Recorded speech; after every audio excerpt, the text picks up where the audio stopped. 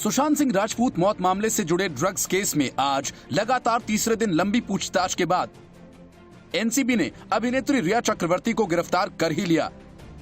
अब रिया चक्रवर्ती को medical test के लिए लाया जाएगा। इसके बाद रिया को अदालत में वीडियो कॉन्फ्रेंसिंग के जरिए पेश किया जाएगा, जहां एनसीबी उनके रिमांड की मांग कर सकती है। एनसीबी ने रिया चक्रवर्ती से रविवार को 6 घंटे, सोमवार को 8 घंटे तक पूछताछ की थी।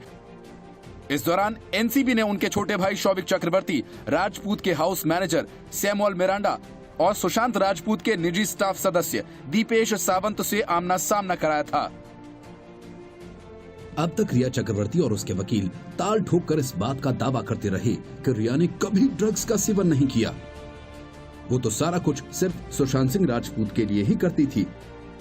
लेकिन लगातार तीसरे दिन एनसीबी के सामने पेश हुई रिया ने आखिरकार ये बात कबूल कर ही ली कि वो ड्रग्स लेती थी।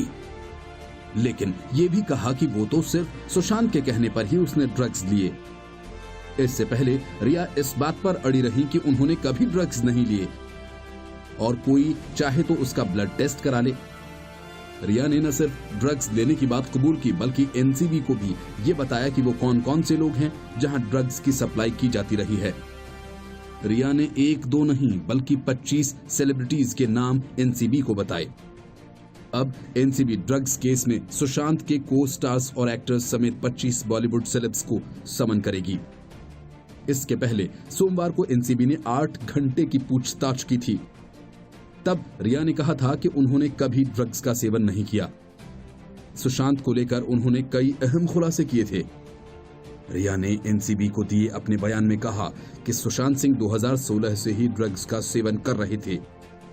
फिल्म केदारनाथ की शूटिंग के दौरान भी उन्होंने ड्रग्स का सेवन किया था। रिया ने बताया था कि वे सुशांत के कहने पर ड्रग्स मंगवाया करती थीं।